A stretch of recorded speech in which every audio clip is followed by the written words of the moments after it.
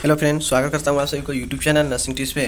तो गाइज आप सभी को ये लास्ट पार्ट है। जी हाँ दोस्तों, ये जो कम्युनिटी हेल्थ नर्सिंग है उसका जो दोस्तों हम लोग 1 नंबर का फिलअप जो कर रहे हैं दोस्तों, वो इसका लास्ट पार्ट है। जो भी लोग फर्स्ट और सेकंड पार्ट नहीं देखे हैं तो जाकर ज़रूर देखिए दोस्तों। हमने लगभग यहाँ पे 200 से ऊपर, 225 से ऊपर क्वेश्चन हमने कवर किया है तीनों पार्ट मिला के। तो आप लोग को जो भी एग्ज़ाम देने वाले हैं 22 में, उनके लिए बहुत हेल्पफुल है, तो जाकर जरूर देखिए। चलिए आज हम करते हैं थर्ड पार्ट में 138 से। चलिए करते हैं शुरू।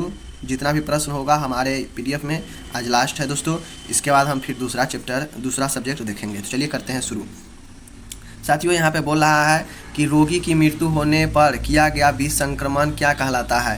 तो दोस्तों, जो रोगी मर जाता है तो उसमें जो भी संक्रमण है उसको संक्रमण रहित, मतलब विष संक्रमण करने के लिए जो चीज़ किया जाता है उसे क्या कहते हैं, तो टर्मिनल डिफेक्शन। जी हाँ दोस्तों, टर्मिनल जो डिसइंफेक्शन है उससे वही किया जाता है मृत्यु होने पर।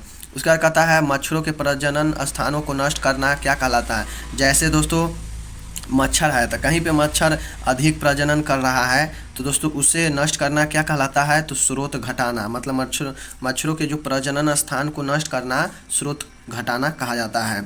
निकोटिनिक एसिड की कमी से क्या होता है। तो दोस्तों जो निकोटिनिक एसिड होता है उसके कमी से पेलेग्रा होता है, ध्यान रखिएगा। एक बार इसको और देखते हैं। जो मृत्यु हो जाता है रोगी का तो उसे विष संक्रमण करना क्या कहलाता है, टर्मिनल डिसइंफेक्शन।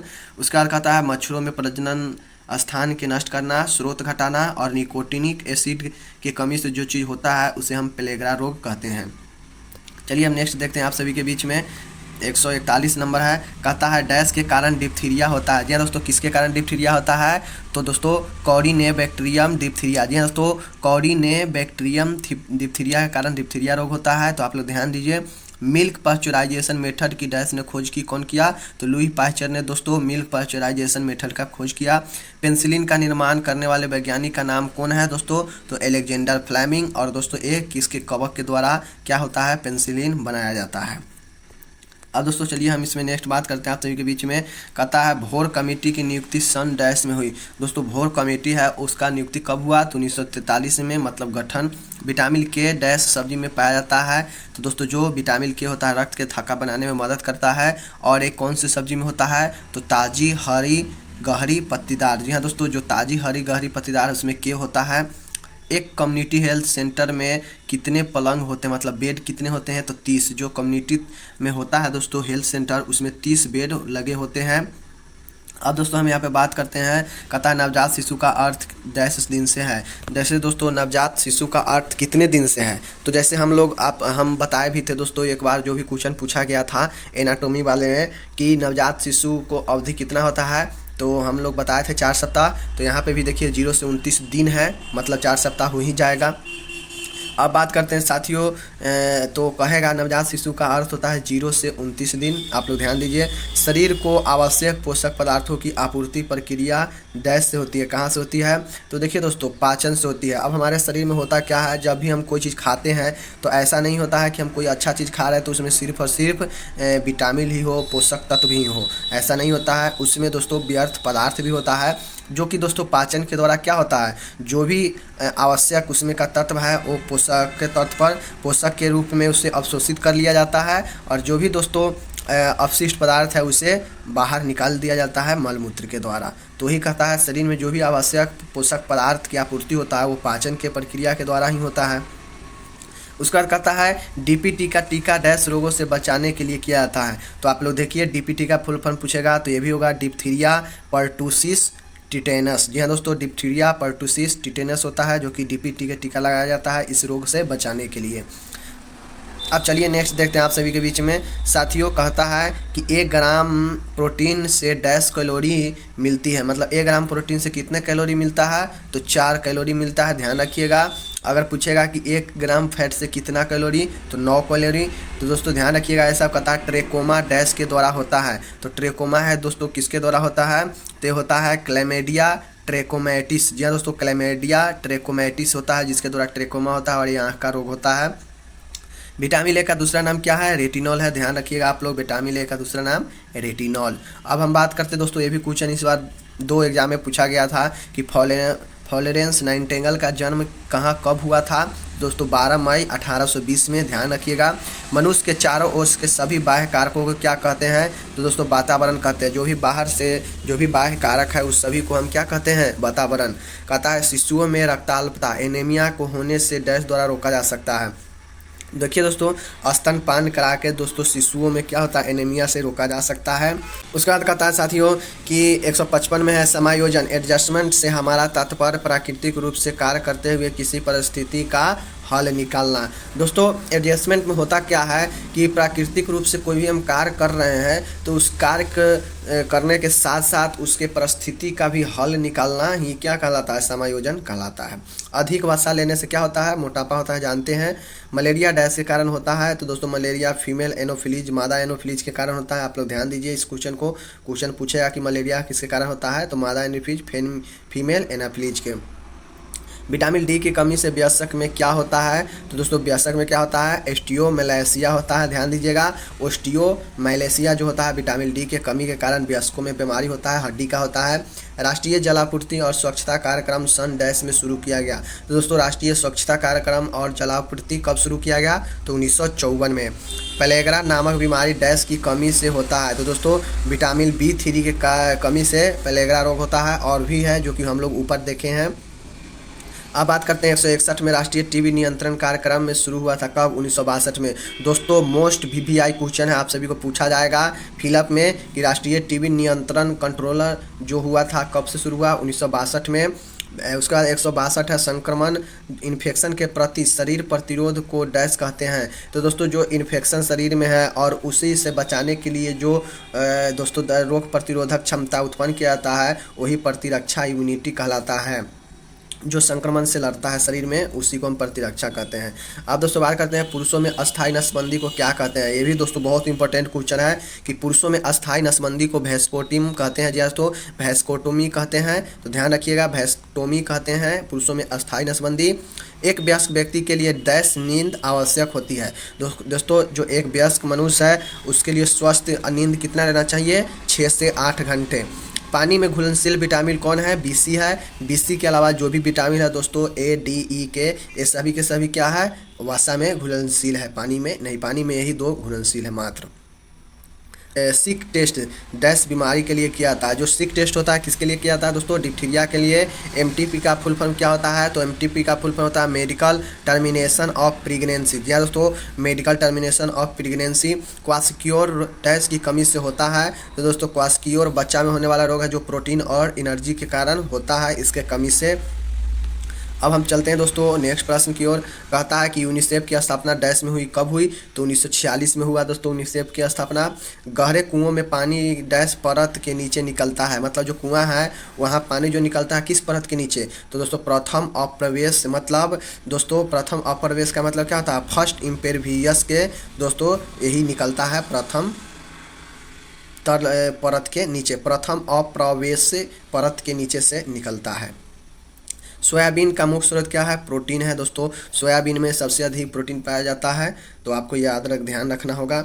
उसके बाद हम बात करते हैं दोस्तों 172 नंबर है यूनिसेफ डे किस दिन मनाया जाता है? तो दोस्तों अभी तो हम लोग देखे हैं यूनिसेफ कब मनाया जाता है। अब यूनिसेफ डे जो दोस्तों है 11 दिसंबर को मनाया जाता है। मातृ एवं शिशु स्वास्थ्य देखभाल का एक उद्देश्य डैश स्वास्थ्य का उन्नयन है, मतलब प्रजनन का। अब देखिए दोस्तों मातृ मतलब माता और शिशु जो बच्चा जन्म लेता है उसके जो भी देखभाल का उद्देश्य होता है कि उसके प्रजनन स्वास्थ्य न खराब हो, तो यही होता है प्रजनन स्वास्थ्य का उन्नयन। उसके बाद कहता है दांत का मुकुट एनामिल शरीर के डैश ऊतकों का बना होता है? तो सबसे कठोर ऊतकों का बना होता है जो हमारे दांत है और उसका जो दोस्तों जबड़ा है। अब हम दोस्तों यहाँ पे बात करते हैं विटामिन डी की कमी से बीमारी होती है, रिकेट्स होता है। WHO का भारत में कार्यालय डैश में है? न्यू दिल्ली में है, तो ध्यान रखिएगा ये सब इजी क्वेश्चन है। राष्ट्रीय परिवार नियोजन कार्यक्रम किस में शुरू हुआ? 1952 में शुरू हुआ। तो आप लोगों को ये ध्यान रखना है साथियों, जो चीज़ है कब हुआ कब शुरू हुआ ये भी बहुत इंपॉर्टेंट है, पूछा जाता है। घरों से निकलने वाला गंदा पानी जिसमें ठोस मल मिला न हो उसे क्या कहते हैं? दोस्तों जो घर से मल निकलता है, गंदा पानी निकलता है, उसमें अगर ठोस मल ना हो, कोई लिक्विड ही हो, तो उसे हम क्या कहते हैं? वाहित जल कहते हैं, मतलब सुइलैग कहते हैं। आयरन का एक पर्याप्त स्रोत क्या है? पालक है। राष्ट्रीय एड्स नियंत्रण कार्यक्रम सन डैश में शुरू हुआ, 1987 में शुरू हुआ और यह प्रत्येक साल 1 दिसंबर को मनाया जाता है राष्ट्रीय एड्स दिवस। तो दोस्तों आप लोग ध्यान दीजिएगा, एड्स हो गया। उसके बाद हम बात करते हैं दोस्तों यहाँ पे टीबी नियंत्रण भी देखिए 1962। एक अंडे में 10 ग्राम प्रोटीन होता है, तो दोस्तों 6 ग्राम प्रोटीन होता है। उसका कहता है एक भूमिगत 12 नाली मार्ग है जिसमें घरों का पानी आता है, तो उसे दोस्तों क्या कहते हैं? मल नाली कहते हैं। दोस्तों एक भूमिगत भूमिगत का मतलब होता है भूमि मतलब ज़मीन के अंदर 12 नाली मार्ग है, तो उसमें क्या होता है? मल नाली, मतलब उसमें गंदा दोस्तों बहुत सारा चीज़ आता है। जर्मनी खसरा, जर्मन मिसेल्स एक डैश संक्रमण है, विषाणु वायरल संक्रमण है दोस्तों, जो कि जर्मनी खसरा जर्मन मिसल्स एक वायरल जनित है, विषाणु जनित है। अब हम बात करते हैं आप सभी के बीच में विटामिन सी की कमी से कौन सा रोग होता है, तो आप लोग जानते हैं स्कर्वी होता है। डैश टाइफाइड में किया जाता है, बिडाल टेस्ट जो है दोस्तों टाइफाइड के लिए किया जाता है, ध्यान रखिए। विटामिन ए की कमी से क्या होता है, कौन सा रोग? तो रतौंधी होता है, जिसमें दोस्तों क्या होता है? हमारे जो रेटिना है प्रभावित होता है।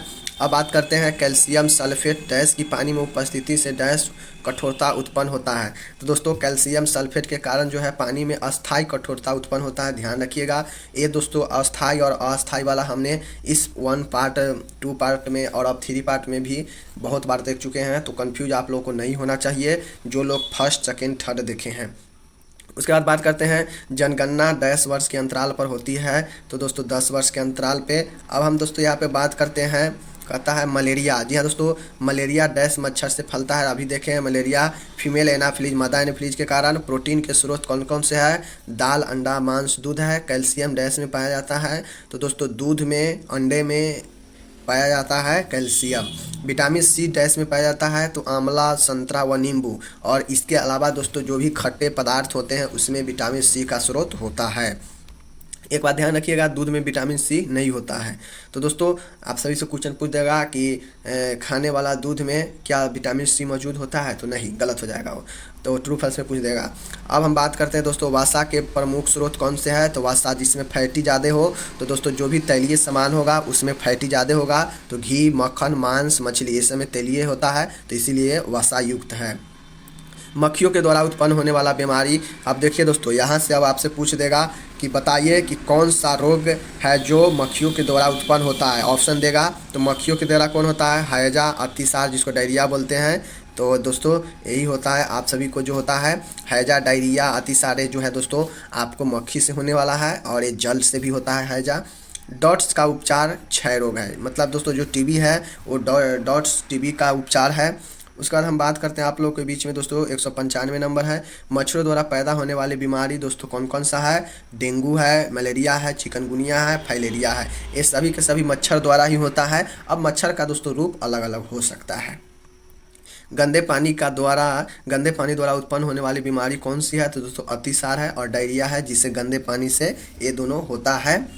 तो आप लोग ध्यान रखिए, जल से होने वाला ये है, मक्खी से होने वाला भी है। ORS को कम करने के लिए दिया जाता है। जी हाँ दोस्तों, ORS को कम करने के लिए क्या निर्जलीकरण को कम करने के लिए ORS दिया जाता है। तो दोस्तों ORS का फुल फॉर्म इस बार मध्य प्रदेश में पूछा था, तो इसका होता है ओरल रिहाइड्रेशन सोल्यूशन। तो दोस्तों ध्यान रखिएगा, ORS निर्जलीकरण को, मतलब शरीर में जल की मात्रा कम होता है तो ORS दिया जाता है। अब साथियों चलिए हम बात करते हैं, यहाँ पे नेक्स्ट है, कहता है डेंगू मच्छर के कारण होता है। डेंगू किस मच्छर से होता है, तो एडिज मच्छर से होता है। अब उसके बाद बात करते हैं कोलोस्ट्रोम में डैश और डैश प्रचुर मात्रा में पाया जाता है। दोस्तों जो कोलोस्ट्रोम होता है उसमें क्या प्रचुर मात्रा में होता है, तो प्रोटीन और वसा दोनों होता है कोलोस्ट्रोम में। एक वयस्क की दैनिक कैल्शियम की आवश्यकता होती है, मतलब एक कोई वयस्क व्यक्ति है उसमें जो दोस्तों होगा कैल्शियम डेली कितना उसको चाहिए आवश्यक, तो 400 से 500 मिलीग्राम। ध्यान रखिएगा 400 से 500 मिलीग्राम उसे चाहिए। कहता है दूषित हवा द्वारा उत्पन्न होने वाला रोग है, तो दूषित हवा जो द्वारा होता है क्षय रोग, जिसको टीबी बोलते हैं, दमा होगा, साइनस होगा। मतलब दूषित हवा में जो भी सांस, जो भी रिस्पायरेटरी सिस्टम के द्वारा होगा वो दोस्तों क्या होता है, दूषित हवा के द्वारा। तो देखिए क्षय रोग, टीबी भी क्या होता है, खांसने वाला ही बीमारी होता है जिसमें आपको प्रभावित होता है आपका जो श्वसन तंत्र है। दमा भी वही है, साइनस भी वही है। दूध में सबसे कम मात्रा डैश की पाई जाती है, विटामिन सी एवं ई की। जी हाँ दोस्तों, आप सभी को हम बताए थे कि विटामिन सी नहीं पाया जाता है दूध में, तो एक सबसे कम बता रहा है। तो दोस्तों अब हम बात करते हैं यहाँ पे विटामिन 12 का रासायनिक नाम क्या है। तो विटामिन 2 का रासायनिक नाम क्या है? साइनोकोबालामिन है। कालाजार रोग डैश द्वारा संचारित होता है, तो फीमेल फ्लेबोटोमाइन सैंड फ्लाई। जी हाँ दोस्तों, कालाजार जो है सैंड फ्लाई दे देगा सीधा, तो वो भी हो जाएगा, और ये पूरा देगा फीमेल फ्लेबोटोमाइन सैंड फ्लाई देगा, तो ये भी होगा। अल्मा आटा सभा किस में हुआ? तो दोस्तों अल्मा आटा जो सभा है 1978 ईस्वी में हुआ था। आप लोग ध्यान दीजिए, इसको कंफ्यूज मत होइएगा। अब साथियों हम बात करते हैं यहाँ पे आप सभी के लिए आर्थ्रोपोड्स के अध्ययन को क्या कहते हैं? तो आर्थ्रोपोडोलॉजी कहते हैं। उसके बाद दोस्तों है RCH का पूरा नाम क्या है? RC और H का पूरा नाम क्या है? Reproductive and child health. Reproductive and child health RCH का पूरा नाम है।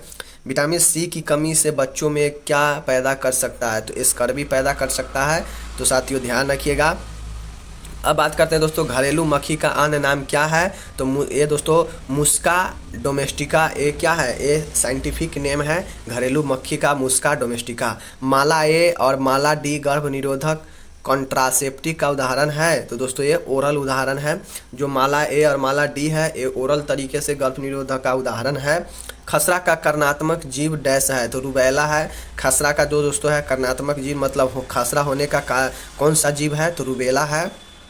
अब हम बात करते हैं दोस्तों 112 है, कहता है कुकुर खांसी वूपिंग कफ जीवाणु के कारण होता है। किस जीवाणु के कारण होता है कुकुर खांसी? तो दोस्तों ये होता है बॉर्डेटेला पर्टुसिस के कारण। बॉर्डेटेला पर्टुसिस के कारण होता है कुकुर खांसी, तो ध्यान रखिएगा। PPD का पूरा नाम क्या है? तो प्यूरिफाई प्रोटीन डेरिवेटिव। जी तो प्यूरिफाई प्रोटीन डेरिवेटिव डैश मच्छर गंदे व प्रदूषित पानी में प्रजनन करते हैं। कौन मच्छर है जो गंदे पानी में अपना प्रजनन करता है? तो क्यूलेक्स मच्छर, तो इससे बच के रहिएगा दोस्तों। अब बात करते हैं साथियों पानी की अस्थायी कठोरता डैश प्रक्रिया द्वारा समाप्त किया जा सकता है। तो बॉयलिंग। दोस्तों अगर कोई आपके पानी लग रहा है कि ज़्यादा कठोर है दोस्तों, तो उसे बॉयल कीजिए, वो दूर होगा। प्रोटीन डैश नामक सरल पदार्थों से बनी होती है, एमिनो एसिड से, इसीलिए दोस्तों एमिनो एसिड को भी एक प्रकार का प्रोटीन ही बोला जाता है। अब दोस्तों यहाँ पे हम लोग बात करेंगे नेक्स्ट प्रश्न की ओर। कहता है कि दोस्तों डैश संयुक्त टीके का उदाहरण है। MMR जो है दोस्तों संयुक्त टीके का उदाहरण है।